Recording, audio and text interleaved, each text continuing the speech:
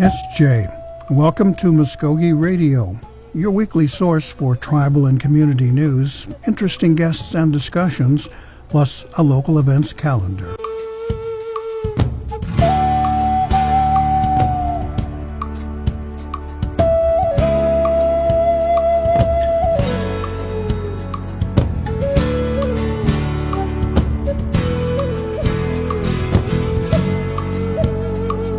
Folks who are involved with providing more services to our veterans, this time in their last final ride home. So some folks who have volunteered to escort those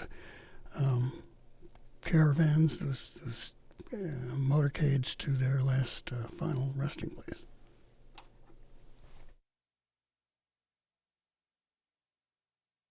Affairs Services Office, and he's going to be joined by Paul Bamore, who is the consultant with the Mvskoke Riders. So thanks so much for coming in today, you guys, and I want to remind the audience too, if you guys have any questions about veterans services or this particular topic, just pop them into the chat and we will try to ask them of the two guys. But thanks so much for coming in today, guys. We thank you. We really do, Jared. Like I said, I'm Grover Wind, Veterans Affairs Office here. As you said, kind of a background. You know, we service the veterans, help them with their benefits and anything we can along to take care of our veterans. And one of the things about servicing the veterans, to take care of the veterans, is, of course, I'm a veteran, United States Air Force, 1971, 1977. So the veterans are very close to my heart and very dear to me. And all that we can do to be able to honor or service our veterans is the purpose of not only this office, but of things that, as a veteran, I want to do.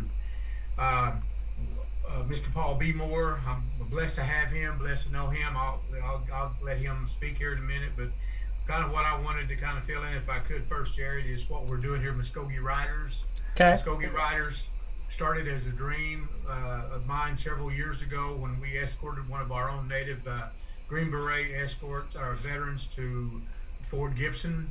There was like 32 motorcycles that were veterans that escorted him. And it touched my heart so much because I think about, we as warriors, we believe in going the final mile with our people. We also believe in never leaving one behind, and that is one of the mottos of the servicemen. And Paul will touch on that here in a little bit about how we don't ever leave anybody behind. And what brought this about, I had thought about it for some time, just never was able to move on it. Last year when the COVID hit us so hard, I was a chaplain for the health department, done a lot of services, and quite a few of them were military services. And one in particular was a good friend of mine, Don Tiger, who was a Vietnam vet and had his service and got ready to go to the cemetery, and we didn't have an escort. And Light Horse normally was our escort. And it's when McGirt hit, so they were just spread so thin, so they weren't able to escort us. A couple days later, I had another service, another veteran, and the same thing. So on the way back from the service, I stopped by and talked to the chief of Light Horse, and I asked him. I said, you know, I know you're busy, but this really bothers me that we can't take our warriors the last step, the last mile walk with them. And he apologized, and he said, Grover, we're just spread so far thin, we just can't do it. I'm sorry.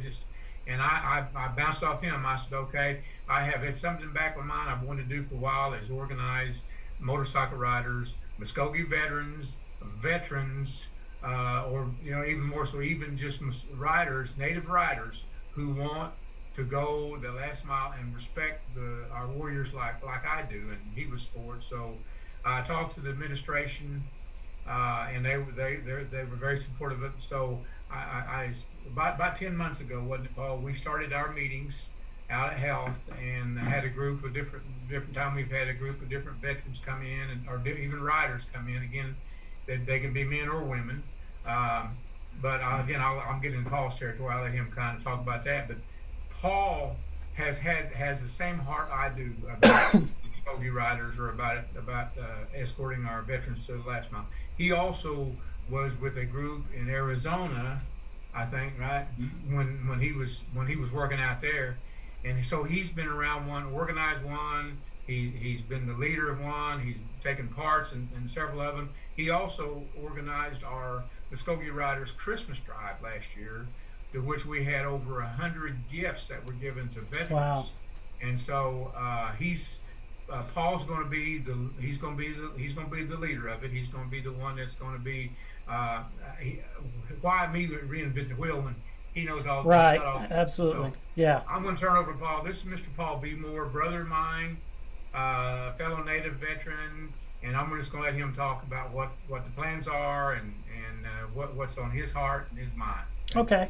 Great. Go for it, Paul. Thank you, Grover, and nice to meet you, Jared. Yeah. And Thank you. thanks for the live wire, the community listening in and learning about what we're doing for the community and in particular veterans right now. I'm one of those believers that things are meant to be or things are meant to happen for whatever reason. And I probably wouldn't be sitting here right now had it not been for Grover and his marketing skills, if you will. I was going on the internet one day going through YouTube, and I forget exactly what I was looking at, but I came across Grover and his a group of veterans, Muskogee veterans. They were talking about riders and honor guards, and they were having an organizing meeting, and I said, wow, that sounds pretty interesting. And keep in mind, I had just retired from a career out in Arizona. Tulsa is my hometown. I grew up and was born and raised in the Tulsa area. Grew up in Tulsa, went to the Marine Corps when I was 17 years old, and I've been gone ever since then. But when it was time to retire and it's time to come home to be with family and help take care of family, I was here and I was riding motorcycles out there quite a bit. I participated in a lot of different honor guards and motorcycle honor groups, and there's a thing about motorcycles. I'm not sure what it is, but it's a very meaningful thing when we see these motorcycle riders taking a loved one to their final resting place. I've done this countless times, and I don't see that happening as much here in Oklahoma. Now, we do have different kinds of motorcycle runs, and there's all kinds of motorcycles here in Oklahoma, and biker clubs and groups, things of that nature. A lot of activities that are happening with motorcycles, and I think the motorcycles have a lot better riders have a lot better reputation than they may have at one time. We talk about Hell's Angels, not to say that they were all bad or anything, but there's a lot of motorcycle clubs and a lot of motorcycle groups out there now. But I'm starting to see more tribal organizations and riders from different tribal communities stepping up and honoring families, honoring veterans. As you can imagine, if you haven't ever seen an escort, it's something to behold. It's something to that will take your breath away, and it's something that I think that we as Native Americans cherish in terms of our warriors and our history. As Indian people. I was listening to or reading something that about Chief Hill last week. He was talking about honoring our veterans and honoring our history. And he made reference to the Horseshoe Bend event that occurred back in 1814, where we lost over 500 warriors in a battle that ended ended our life as we knew it, as far as tribal communities, before we made our long walk here to Oklahoma. And it's for those warriors. It's for today's modern warriors that have gone to war, whether it be World War One, Vietnam, Korea, whichever war it was. We still have a lot of veterans who have served, and one way or another, they were able to make it through their service time, their active duty time, and a lot of them were combat veterans. They're in their communities now. And for the most part, you don't really hear veterans speaking out for themselves or claiming this, that, or the other about needing things. But it's through our tribal communities and our tribal government where we have these services, we offer these services. And again, had not Grover, gone on the media and publicized what they were going to be doing, I wouldn't be here. I came to the meeting and met Grover and some other writers, some interested writers, and it sounded really good. We had a lot of good interest early on, and I'm really looking forward to this coming weekend, Saturday. We're having our first organizing meeting here in Okmulgee. It's going to be Awesome. Saturday at 9 o'clock here in Okmulgee at the Veterans Office. And we're looking, we've already sent out invitations from the Christmas toy ride that we had. We got everyone's names and addresses that participated in, so we've been keeping in contact and communication with them. And I'd just like to really take this opportunity to extend an invitation to any of the writers out there, whether you're Creek, whether you're Cherokee, whether you're non-Indian, whatever the case may be, we're not limiting participation or part of the group to anyone in particular, but our mission is to serve our veterans and to honor our veterans and to honor those families that, in one way or the other, whatever the case may be. And unfortunately, more oftentimes than not, it will be to take one of our warrior veterans to their last resting place. And when this happens, it's a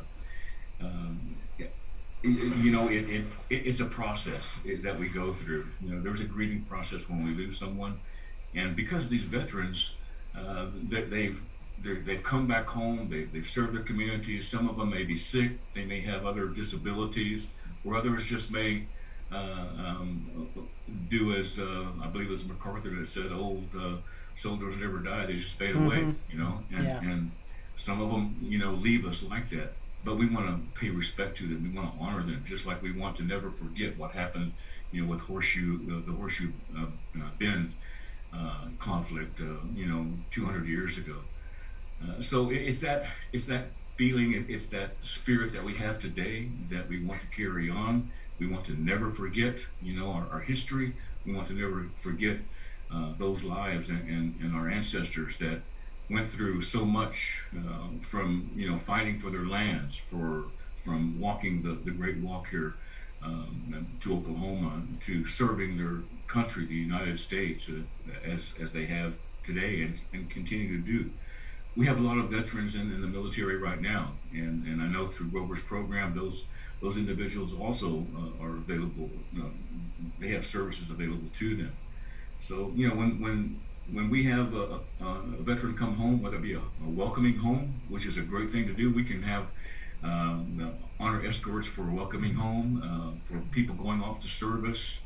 As we know, Indian people really recognize warriors and that warrior spirit, and we go out of our way to respect them, to do what we can for our warriors. And that's all we're doing. It's pretty simple when you really boil things down to it. But again, we're just beginning. We're organizing.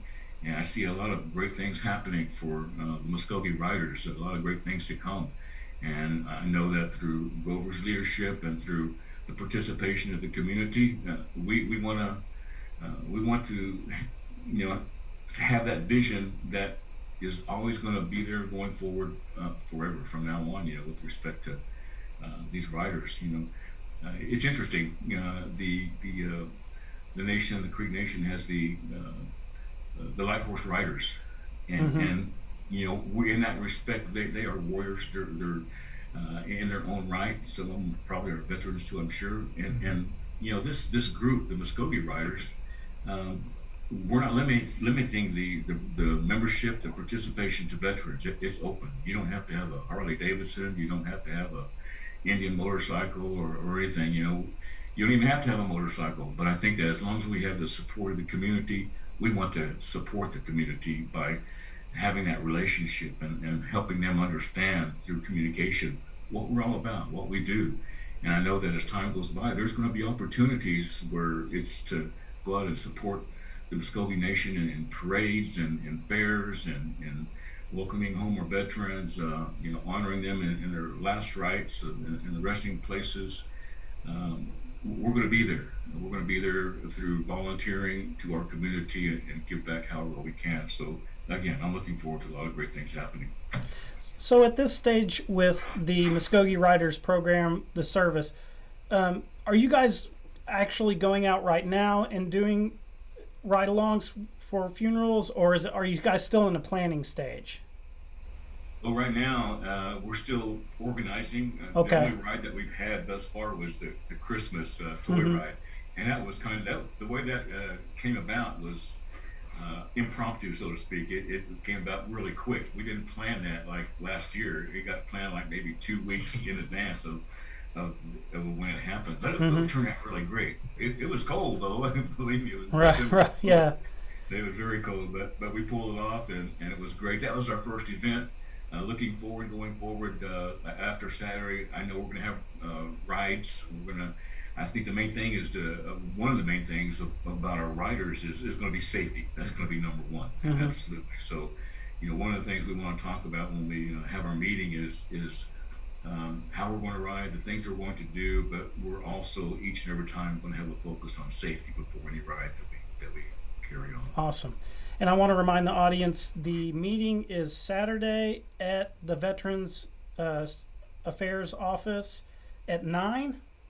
Yes, sir. 9 a.m. So if you're interested in being a part of this program, show up there. Is there any other way that people could contact either the Veterans Services or, like if they can't be there on Saturday, is there any way, a phone number or maybe like a website or something they can go to? Absolutely. The Mvskoke Riders have a Facebook page. Okay. And it's on Mvskoke. It's spelled Mvskoke, Mvskoke Riders. They can communicate through us with us through that page. My number, it's published already, so you can contact me at Paul Beemore, 505-379-6921. So that's my number. It's a 505. I used to live in Arizona, and 505 is a New Mexico area code, of course, but it's a long story. Yeah. But anyway, it's a good phone. So if you get a phone call from me, it's 505. It's not a spam call or anything. Oh, okay, all right. I had that happen to me every now and then. People get Yeah. calls from me, they don't want to answer it because they don't recognize the number. Well, Anyway. and for the audience too, I'm going to grab a link to you guys' Facebook page, and I'll put that in the description of this video after we're done, so that you guys can go to their Facebook page if you want to contact them through there. You can contact me here at the office if you want, or just call the office. My number is 918-732-7617. And if I'm not here, Sean or Rachel can take the message and give the information. One of the things that we're doing too is we're for the back of the riders. For the back of the riders, can you see that? Yeah. For the back of the riders, this will be their, what do you call it? Their patch. And it says "Going the Last Mile." Wow. This was designed by Sean, who does all of our artwork and everything. But it shows the red eagle. The red eagle means war. Is that right, Sean? Is that correct? And of course, you see the feathers. You see these 6 stars up there for the wars. You got our ceremonial grounds, and you got our cross for the Christians, churches, and everything. But this is what will be available to wear on the back. There will be a patch on 2 patches on the front. One of them will be the patch for our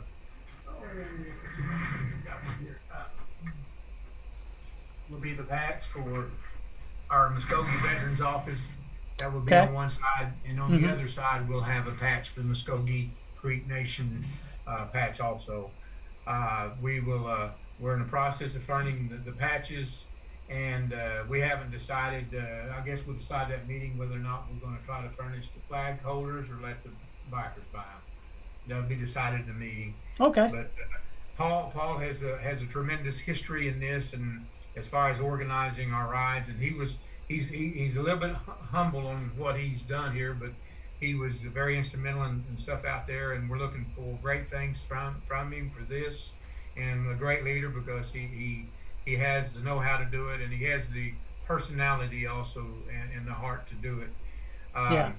We as he said, the rides will be primarily for our veterans funerals, but escort. Chief's already asked about doing different things with him. One of the other things we're looking at too right now is right now we have 2 light horse police who will ride with us.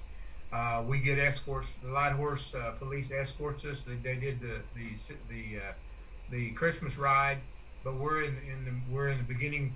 We're in the beginning procedures to see about getting a couple of motorcycles for the light horse dedicated to the to this particular program. So we'll always have a light horse escort with us.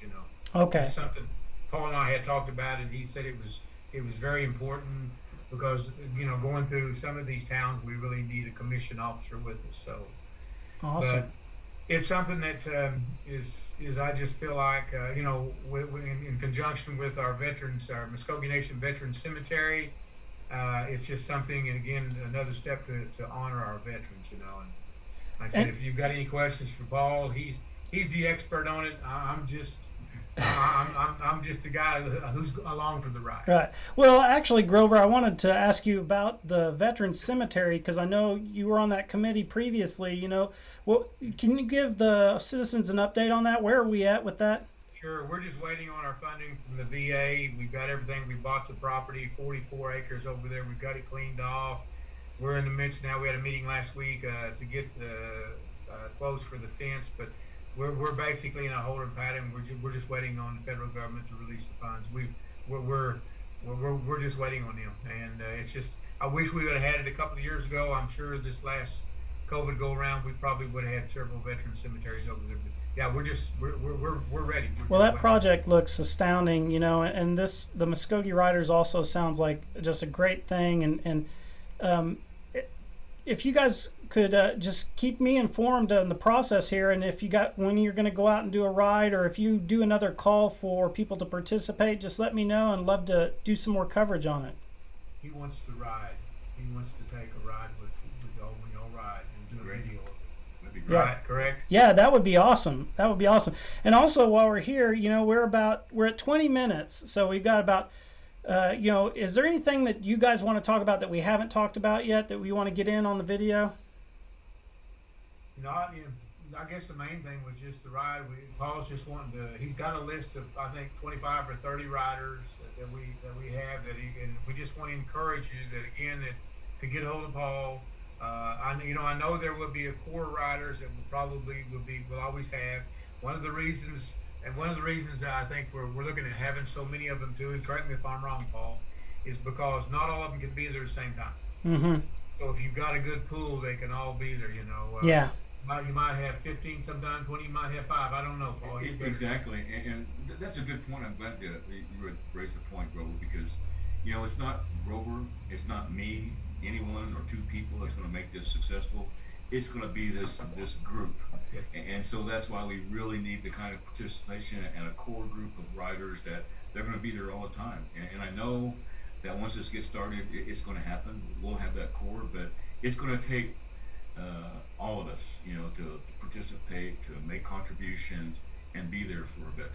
Yeah, and my experience with Mvskoke veterans is you probably have your hands full with so many people that want to do this because it's what like you were discussing earlier. That's one of the things that I see a lot is the motorcycle culture, especially amongst Native American veterans, is really like that's a big thing. Like you see it a lot. So I think it's going to be wonderful. And while we're in the meeting too, this is kind of off topic, but since we're getting close to wrapping up, we recently created a form, and if you're listening to this and on the audience too, you can go fill this form out, but it's for our Elder Conversations video segments where we go and we interview an elder to get their life experience. I just wanted to tell you, Grover, that we had someone submit you. So I was gonna ask you here in this stream, are you interested in doing an elder conversation? And I'll just send you an email later on, and we can schedule a time and everything. Yeah, not to put you on the spot, but we did get that submission, and I figured I'd just ask you here since it just came in the other day. Sure. There's a couple other things too, if I might. Sure, go for it. Train of thought there, but one of the things about moving forward with the veterans things here and the amount of people that Paul needs to come aboard. We also, and correct me if I've got this wrong, he also needs what they call a trailer person. Right. That's somebody who doesn't have a bike but has a truck and a trailer that will follow the riders in case a bike breaks down and they need to haul it in. And also, you probably, again, correct me if I'm wrong, but I think he said they don't all have to be riders because sometimes they can be just holding flags or just standing there in honor or what? Is that correct? Or Absolutely. I mean, there's when you actually sit down and start planning a ride out. I mean, there's everything from rest stops to refreshments to a chase cruise, as what we described, a trailer. And there's a lot of support and resources that are necessary that goes into it. It's a lot of planning to make it accessible and safe ride. And so the more people that are involved to provide whatever services that they can, I'm sure a lot of these folks are going to have specialties. Someone have a truck and a trailer, and someone may have refreshment resources or what have you. But yeah, I mean, again, that's why it takes everyone to make this successful. because these are volunteers. We want to thank Jared Moore for his piece there. We appreciate him sharing that wonderful conversation with us. We're going to take a short pause, and we're going to be back with our jazz singer, Carmen Brunner. So stay with us here on Mvskoke Radio here on The Brew.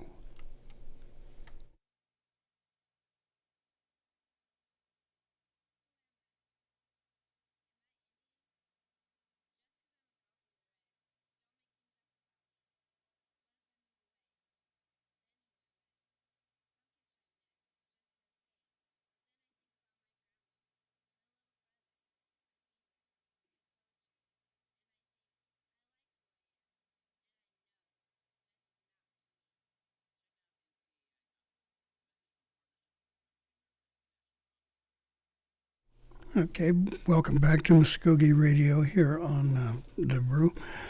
We have a conversation with Mvskoke jazz singer, Carmen Brunner, that was aired last year. Then we understand she just had a concert in Bristol, so we thought we'd revisit that conversation and enjoy her music one more time.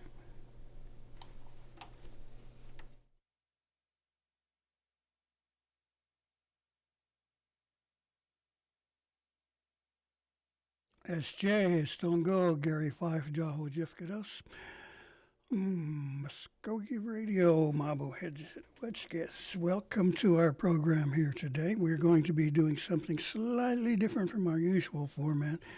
We are welcoming into the studio Ms. Carmen Brunner, who is a jazz gospel singer who has been performing around in our area and has a CD or so out. She'll be sharing her music with me today and a little bit about what's going on. And then later in the program, my boss, Angel Ellis, had recently taken her family on a trip down south to the homelands and was quite touched by what she encountered there. But first of all, let's get started with Ms. Brunner. Thank you. Is it Carmen okay? Yes, sir. Okay, try that again. Good morning, Gary. Okay, it might help if your microphone is Okay. turned on. Now, for those folks who aren't familiar with you, let's start off with an introduction. Like, who are you? Where's your family from? Things like that. Okay, yes. Thank you for having me today.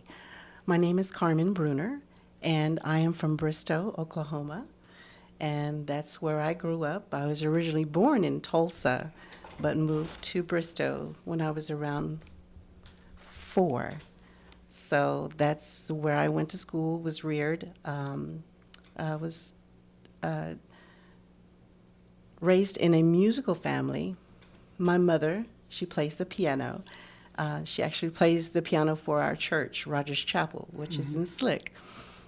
So we've heard music all of our lives growing up.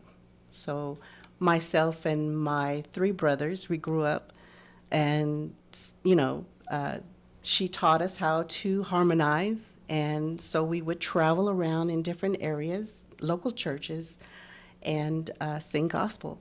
We were known as the Brunner kids, the Brunner family.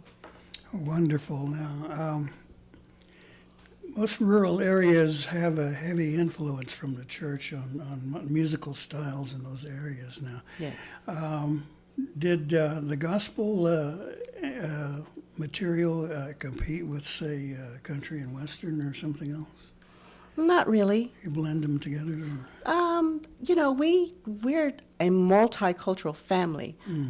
So we we were encouraged to enjoy and take all of it in. So that's what makes us so unique. And I'm very grateful for that. I can imagine, yeah, both of my parents were singers too, and they encouraged me to get into music. But Nice. dumb kid here didn't want to practice anything, so he never really took it any further, much to my regret, I have to admit. Now, we have, I think, been thinking about your, quote, career and the kind of material that you share, and it sort of reminded me of some others other nationally known international singers who had started off with their roots in church music, as we used to call it, and then moved on to other more popular styles and became quite successful like that. Do you ever make any personal comparisons or think about how that happened for those other folks? Not really.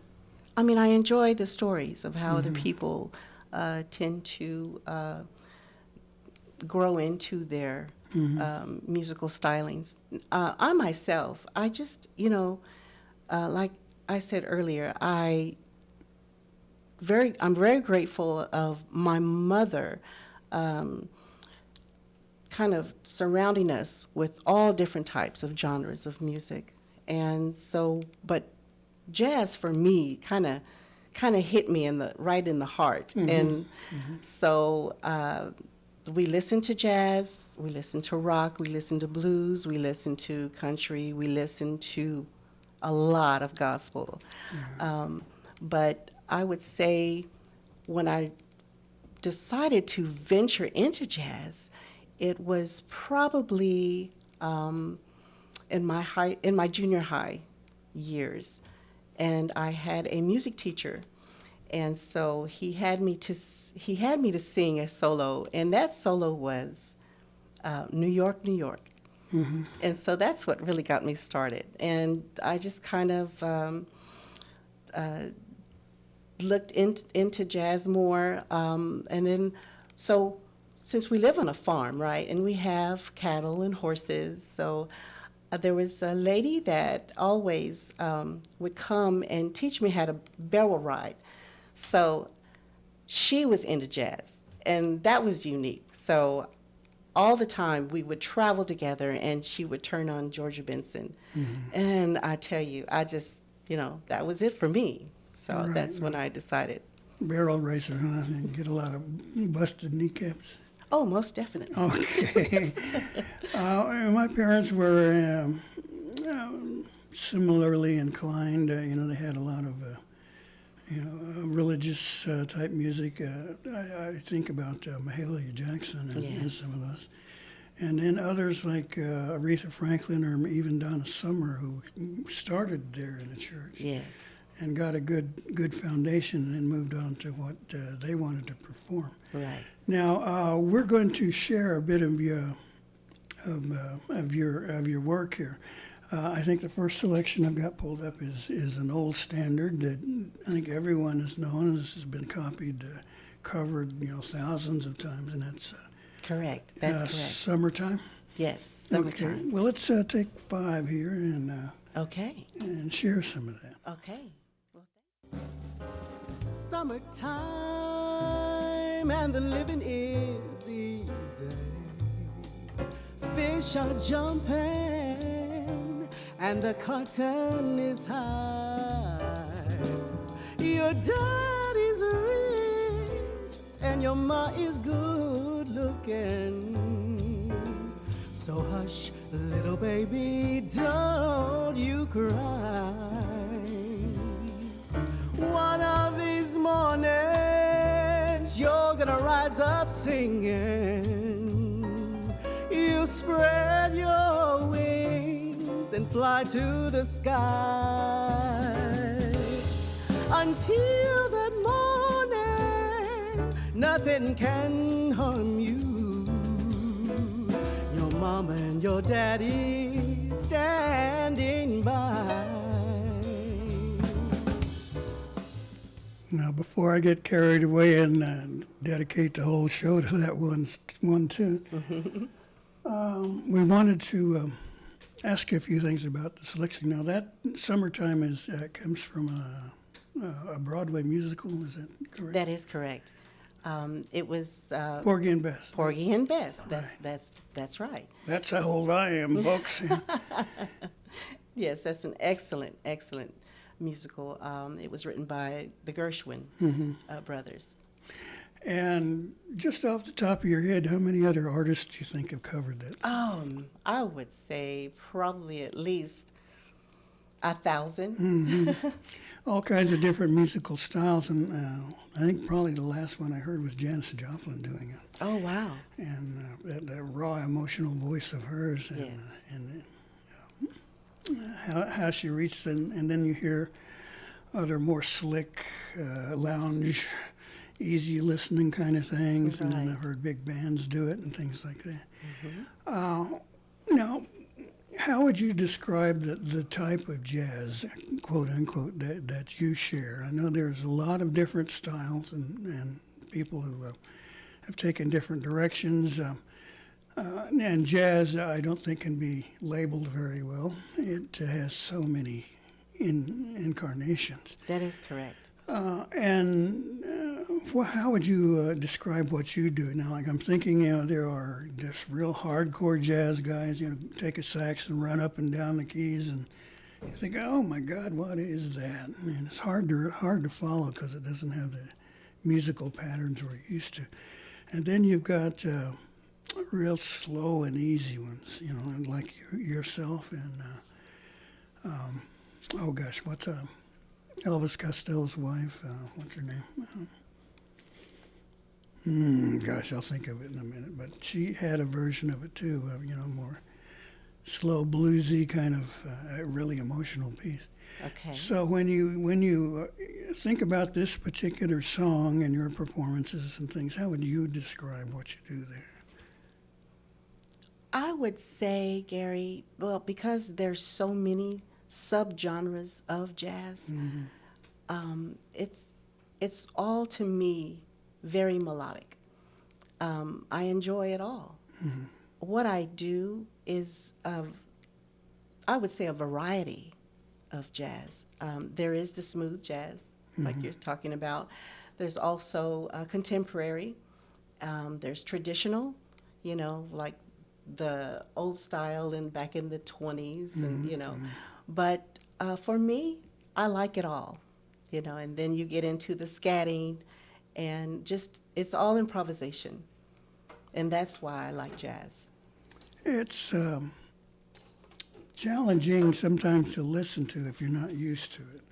Yes. And you're thinking, what's going on? Why can't they, finish that bar and Right. I'll play something that I know. Yes. Others just absolutely love it. Yes. And are quite dedicated to that kind of feel. The inspiration for you to expand in this direction, what was that spark? Again, I would say at the young age when I was exposed to jazz, it just kind of just stuck there. Most people say it's an acquired taste. I say it's kind of like, say that you're listening to opera for the first time. It's either going to grab you because of the emotion that's built in, or you're just not going to like it at all. So that's kind of how it happened for me. Yeah. Yes. When you mentioned opera, I'm thinking, yeah, that's pretty much the way I describe it. It's either, you appreciate the abilities and the skills and the gifts that these singers are blessed with. Absolutely. And, you hear a Pavarotti or something and just belt out, this incredible aria. And then you hear, the women who control such an incredible vocal range. Can get, way up there in the... I know it. It's things they're amazing. Yeah, and then and the same thing, can drop down into the lower octaves and control it all the way up and down. Right. And still sing and remember the lyrics. Exactly. How do you do it? You're on stage for an hour singing, and how do you keep it all together? Yes. the way they do it is amazes me. And all the while they're telling that story, you know, and so you're just pulled in by it. Yeah. Now, as you perform, say, a summertime or another one, we'll share. Is there anything that goes through your mind as you sing, trying to remember the next stanza, or is it purely an emotional ride? I would say it is mostly emotional because you're telling a story and you want that person to feel that emotion as you're singing it. You want them to get in that place as you're sharing your emotions, your character, the vocals, all of that. So you want them to enjoy the performance. I'm thinking now the different directions it's gone. Of course, there's also the Broadway versions of many things, you know. What was it? Phantom of the Opera caught my attention there. Oh, okay. Emily Rossum just knocked me out. Just the ability to reach as far up as she can and then bring it back down. Yes. Not miss a beat. I know. Keep it completely clear and solid. How would you describe the ability to do that? I mean, what makes it work for you, I guess, is maybe what I'm asking. Well, you definitely have to have the desire to hold your gift. You have to expand it with education and plenty of vocal exercises. It just takes practice, really, in order to have that control, so you can make those beautiful sounds. Yeah, I'm thinking, you know, there's the diaphragm and Most breathing. definitely. And you're right. You're correct. It's all about breathing. That's what it's all about. Yeah, even on radio, occasionally. Or we have another piece here that we're going to share with you, a piece called Fragile. Why don't you tell me about that real quick? Okay, Fragile, for me, when I first heard it, Gary, it was actually written by Sting in 1988. It was written because of a tragedy that happened a year before. It was about a young engineer that went into the Peace Corps. His name was Ben Linder. And when he was sent to Nicaragua to build hydroplanes for the villages that were too poor to have water. So that's what his purpose was there for. And it was a tragedy because he was shot down and murdered by Contra rebels. And, you know, of course, all of that's in the politics, which, I don't get into. But his purpose to reach for, because he had it in his heart to go abroad and help people. That's really what the whole song is about. And so when Sting is writing this song about him, when he's mentioning when flesh and steel are one, and that is how he was shot down. But it touched my heart, and it was always a song I wanted to cover. So I'm just glad I had the opportunity to do that. Blood will flow when flesh and steel are one, drying in the color of the evening sun. Tomorrow's rain will wash the stains away, but something in our minds will always stay. Perhaps this final act was meant to clinch a lifetime argument. Nothing comes from violence, and nothing ever could. For all those born beneath an angry star, lest we forget how fragile we are. On and on the rain will fall like tears from a star. tears from a star. On and on the rain will say how fragile we are, how fragile we are. On and on. Little fancy crossfade there. Yeah.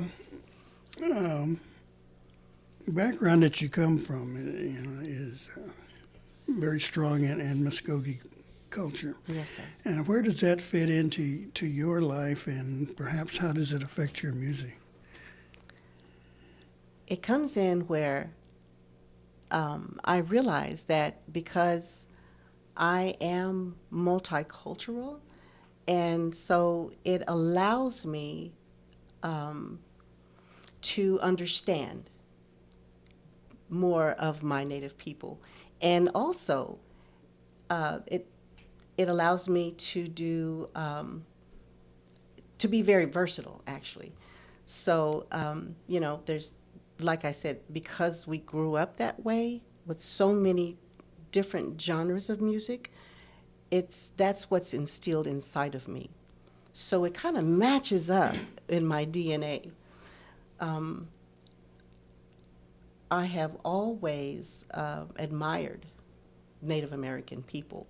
And of course, being so young, before I even got into jazz, I really didn't know much about that. We weren't members of Creek Nation, but we lived by the creek, sort of thing.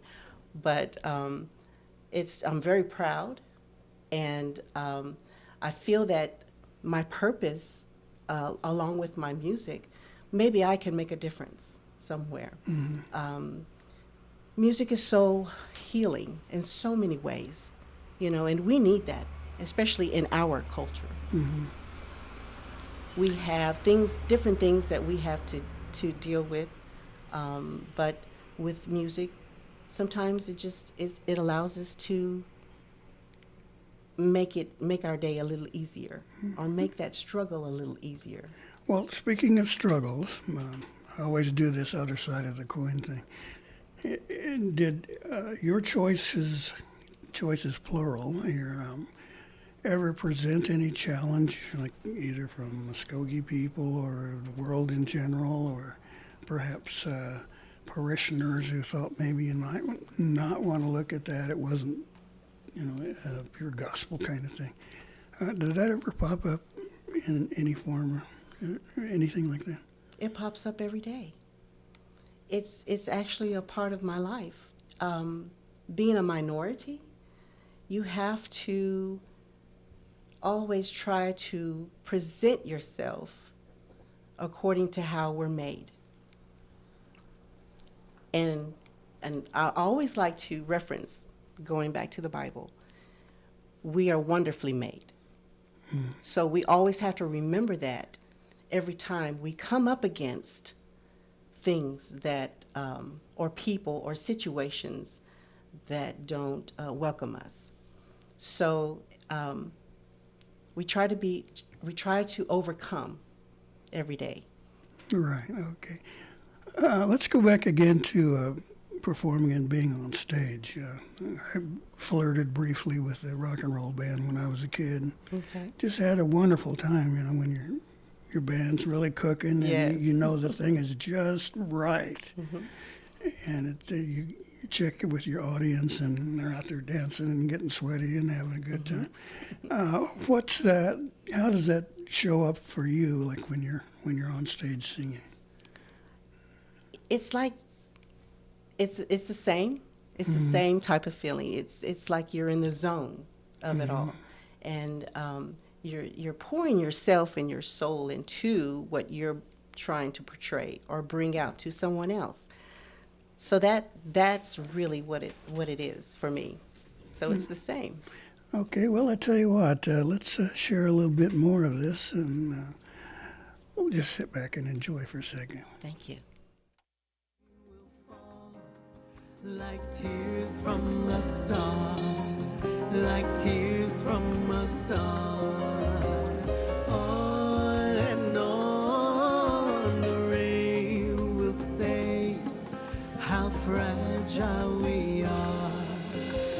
fragile we are. Ooh, ooh, ooh.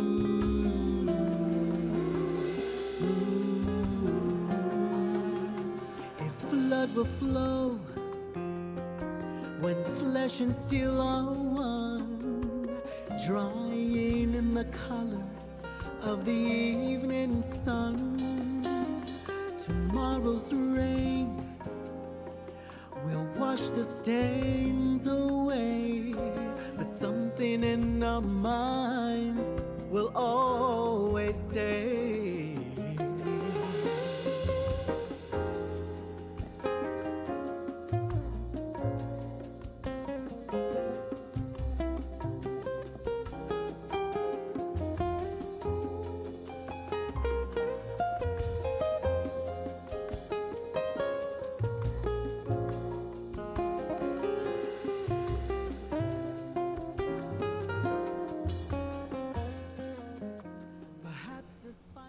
When you hear yourself like that again, does something come to mind, or you think, "Oh, I should have done this, or hit that note, or paused a little second"? I mean, do you ever become your own critic?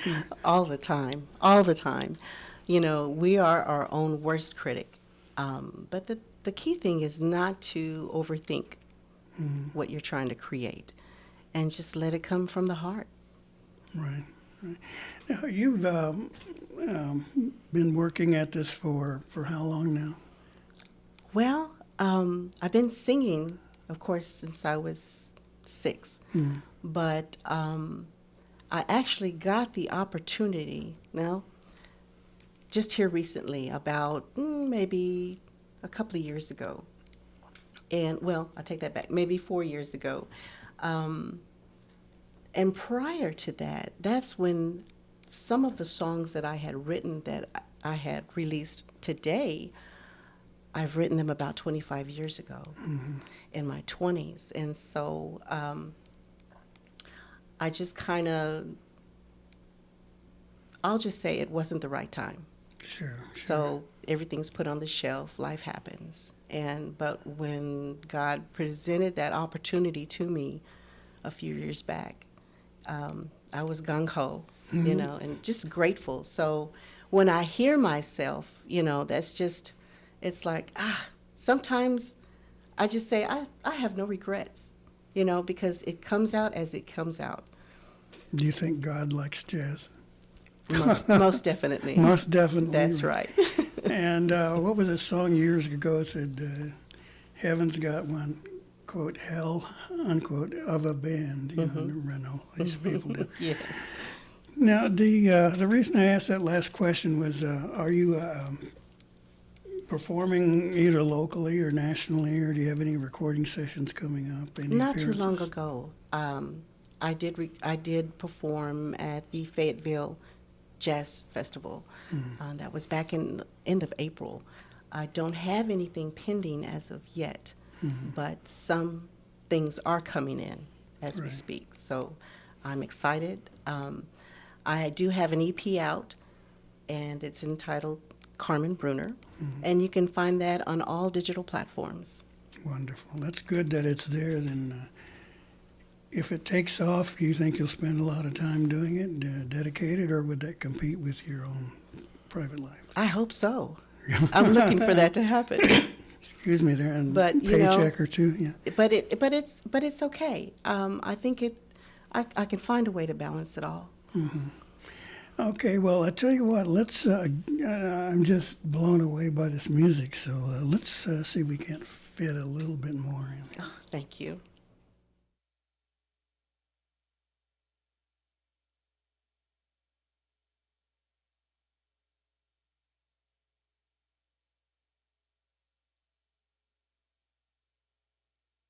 I hope you enjoyed that discussion we had. We have some information here about Ms. Brunner. By the way, she had just done a concert, I believe yesterday in Bristol at the Freeland Center for Performing Arts there. And had some special guests helping her out. So I hope that some of you folks locally there had a chance to check it out and listen to Carmen Brunner. Now, she did mention that she does have some CDs available. And so if you're interested, there is a website, www.carmenbrunner.com. And let's see, no further information about it, but if you enjoyed the bit that we have been able to share here, then you might want to follow up and pick up some CDs. We're going to try to find a way to get her around here again and perform maybe something local, some kind of concert. There's always the festival. Let's see what happens there. But in the meantime, okay, well, we have a few announcements here that are left. First of all, we have one more Wild Onion Dinner on our list. That's April the 30th. That's the Angie Smith United Methodist Church at 601 Southwest Grand Boulevard in Oklahoma City. So if there's any others out there, please let us know. We'd love to be able to share them. Maybe go check and munch down. Okay, what else have we got here? Mvskoke Creek Nation's Living Legends ceremony is scheduled for June the 23rd at River Spirit Casino Resort in Tulsa. Let's see, and I believe they are still accepting nominations for that wonderful honor. So if you're interested in nominating someone for the Living Legends ceremony, more information is available. What you want to do is get a hold of Anita Daney, 918-732-7605. And what else have we got here? The Eufaula Dormitory announces their enrollment for the 22-23 school year. Interested applicants are required to complete a pre-enrollment questionnaire prior to enrolling. And that form can be found at eufaladorm@gmail.com. And Department of Education and Training has a website at www.muskogenation.com/services/education eufaladorm/ and a bunch of numbers and more slashes there. So if you're interested in educational opportunities through the dormitory in Eufaula, check them out, and you might want to give them a call, I believe. Let's see, nope, I had a number, but it fell off. Okay, all right, let's move on. We got anything else to share? I believe that's all the information we have to share in announcement forms. We hope that you've enjoyed that little detour we took there on the jazz format here on the brew. We'll, as I say, try and get Ms. Brunner back to talk with us, and we'll let you know if she's got another engagement coming up where you can check it out in person. I would, after hearing all this today, I would suggest you do that. Again, www.carmenbrunner.com, and you might be able to pick up a CD there. Okay, we hope that you have enjoyed our program today, so stay with us next week for another Mvskoke Radio.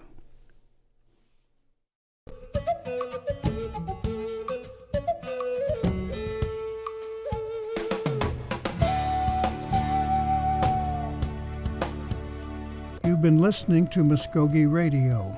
Join us again next week for more local, tribal, and community news and updates. Mado.